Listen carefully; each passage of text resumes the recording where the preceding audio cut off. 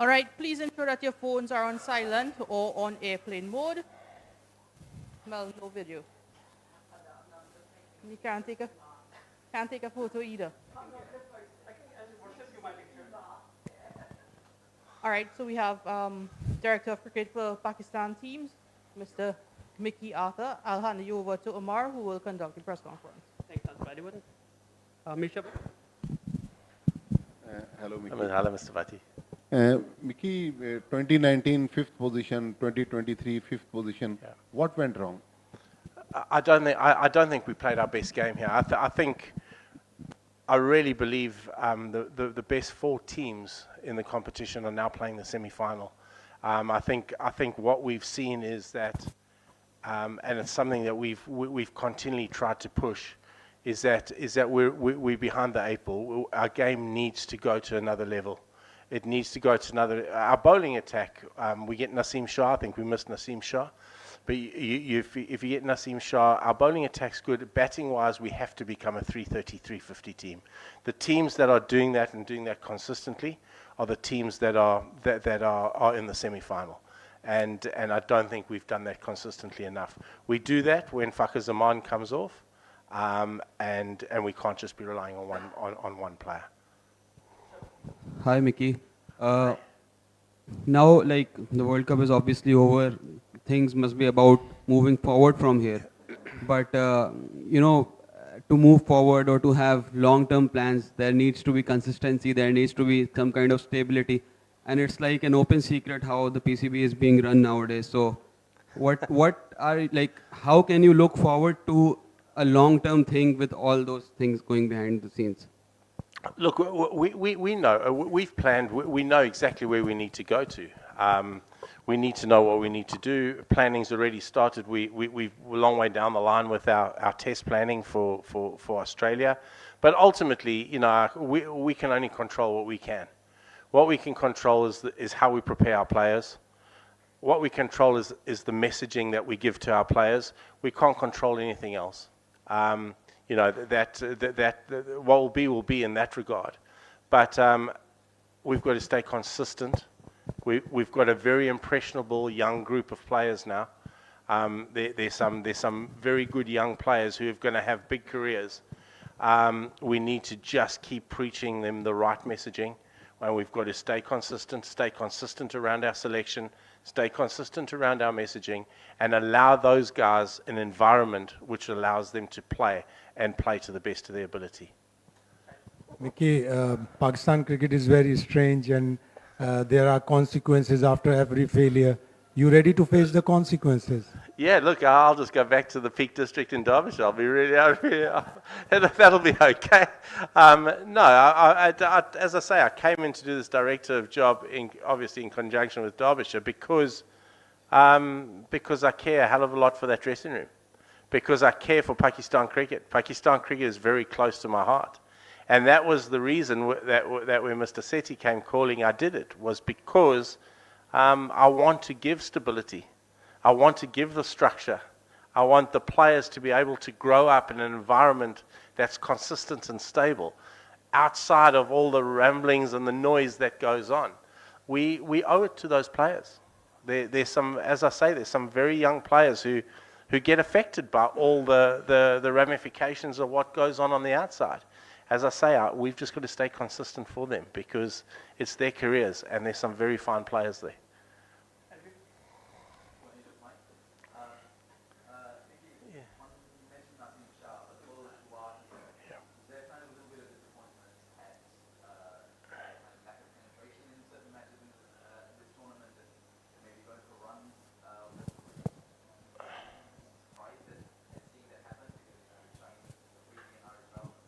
Yeah, the one thing we know, that Harris Roth doesn't normally bowl with a new ball. But when you lose Naseem Shah, you have to find somebody to bowl with a new ball.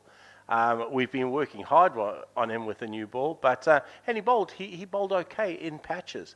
But we saw when he came on, he bowled 7 overs for 34, 3 for 34.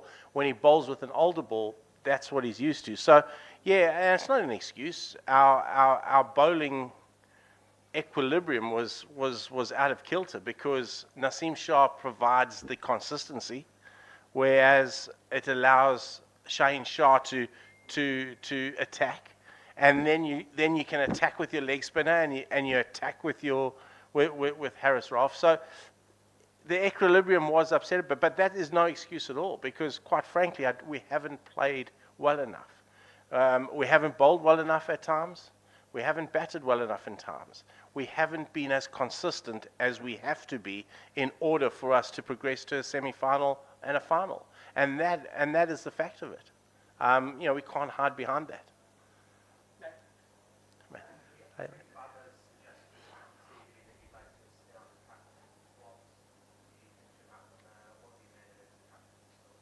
Oh, look, I mean, we're a real tight-knit unit, I get behind Bob. Bob is very, very close to me. He's a young guy that needs to be taken on the journey with. He needs to be shown the ropes. He's still learning all the time. We know he's a very, very fine batsman. He learns every day with his captaincy. He's growing, and we have to allow him the time to go. And in order to do that, you make mistakes. Everybody, it's not a crime to make mistakes as long as you learn from those mistakes. And as a group, we've made a lot of mistakes this World Cup. But if this group grows and learns from it, we've got the core of a very, very good side. Hey, Faizan.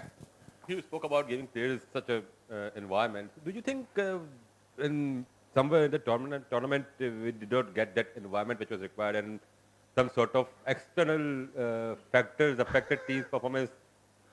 I mean, all the news that were coming while team was in Bangalore, that particular patch? There's always outside noise. Whatever World Cup you're at, there's outside noise. The key for us as leaders within that group is to make sure that we make the players deaf to that outside noise. As I say, for us as a group and as us as a team, particularly for us as leaders, we've got to create a stable environment. Again, where I say our consistent messaging. Our messaging has to be consistent. Our environment has to be consistent and stable, because only then do you get players that grow.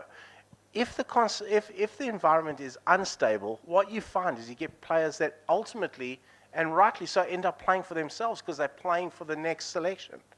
Well, you can't create an environment like that. You create an environment through stability. And that's where the best times, I look at the times very fondly back from 2016 to 2019. The one thing we tried to create with that group was consistency. And that was consistency around selection, consistency around a brand of cricket we wanted to play, and then the trust factor stayed within the team. It was clear, it was honest communication that every player got in terms of roles, in terms of where they sat. And that breeds success. Inconsistency, unfortunately, doesn't breed success. But that is no excuse at all. The fact is, we haven't played well enough. We finished fifth, and fifth is where we deserve to finish with the cricket that we've played over the last 6 weeks. Yeah.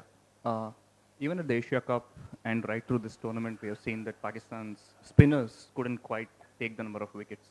And today we saw some confused batting against spin as well, charging, sweeping, and failure to pick some straighter ones and googlies. So considering the rich history of Pakistan in playing spin as well as bowling spin, do you think that was a bit of a letdown through this tournament? Yeah, look, it would be unfair of me to pigeonhole that as a criticism. And the spinners would be the first to say they probably haven't bowled as a group as well as they could have, and that's a work on for us. Our brand of cricket, the way we play our cricket, requires us to have two spinners playing and a third one as your sixth or seventh. I think Shadab today arguably was his best spell for a long time. I saw the ball fizzing, I saw the revs on the ball, I saw the dip he managed to get. That's the best he's bowled over a period of time. We've got to keep encouraging that.